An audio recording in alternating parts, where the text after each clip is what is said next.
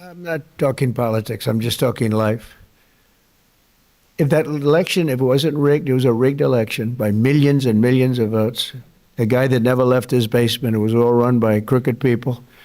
COVID was a little bit of a shield. We had a lot of things going on. But it was rigged by millions of votes. We did great in that election. If that election wasn't rigged, every single one of the people in this room right now would not be here. You'd be home with your son, daughter, family. We had a strong border. You know, we solved it twice, Tom. We solved it in 2016. The border was bad. Nothing like it was this time. It was like beautiful compared to this time. This was legendary. In the history of the world, there's never been a border like this where millions of people poured in. At least 25 million people. And many of them were the wrong people. Many.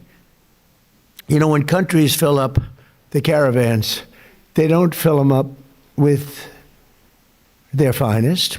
I wouldn't. And I would do exactly what they did if the United States would be willing to take all of our criminals and people, or people that don't work. But they are smart people. I got to know most of those leaders. I know them. I said, what are you doing? They said, look, it was a totally open border. They saved hundreds of millions of dollars. And they gave it to us, and we've done a great job. Tom Homan, Kristi Noem, our people, they've been incredible, the job they've done.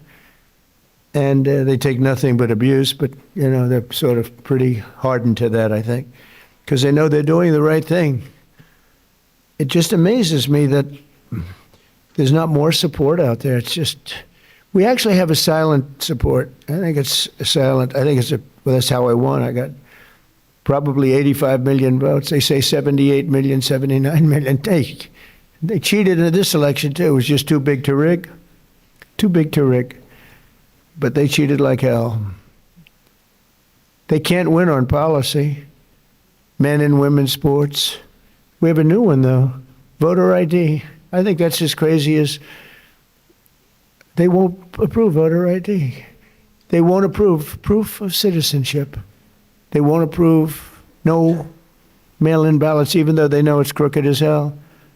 Where the ballots are sent to, in many cases, Democrats.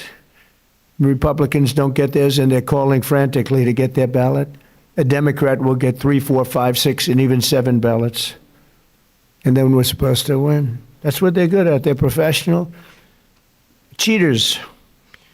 But we wouldn't be here right now. I'm just thinking as we're going through it, because we've suffered through it together. I suffer for the country. I mean, it's the people I've gotten to know, the mothers and fathers, mostly mothers and fathers. Husbands in some cases, wives in some cases, but mostly mothers and fathers, what they have to go through. When you were elected the first time, for the first term as president, I remember saying to my boss, this is exactly what this country needed, a businessman. You did an outstanding job then, and although you were cheated out of the second term, by the way, you won that election as well, and we know it. I knew the third term was going to be epic, and here we are, MAGA. You know, I was thinking as you were saying that running again for a third time after having gone through what we went through the second time, which was so horrible, so much cheating, so much deception and viciousness, and you could see what they were going to do.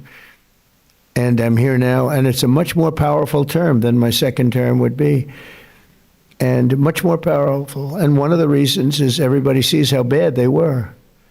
And I had to go through, and I still do, fake stories, fake polls. I mean, I had polls for the election that showed I was going to get swamped, and I won in a landslide. They were fake polls because polls are tough, you know, when you get a fake poll. I get them today. I saw one today that I'm at 40%.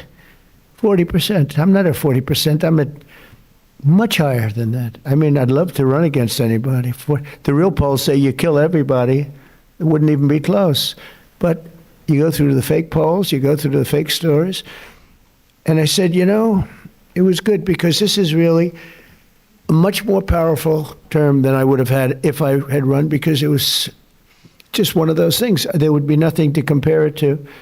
And now they compare it to Biden and that horrible, horrible administration. And I mean it, it is more powerful. Our military is much more powerful. We rebuilt it mostly in the first term. Then they gave away a chunk of it. And as much as it was, it's very small relatively, Tom. But we gave it to the Taliban. Just walked out. We could have taken it with us. They said, oh, I think it's cheaper to leave the planes. Just put a little jet fuel and fly it to a neighbor or fly it right home. Sir, I think it's cheaper. I think we'll save money by leaving a $150 million jet on the runway. These people are crazy. But I said, and I've said to a lot of people, it's much better what happened. But not for you people, it's not. And then I go back and say, but I wish it didn't, because every one of your loved ones would be alive today. Everyone in this room, I think. Maybe there's one where could have sneaked through during our term, but I don't think so. We had a very tough border. We solved it in 2016, and we had a very strong border. I would say nothing is as strong as what we have now, but we had a very strong border. We had a good border. We had a sane border. It was sane.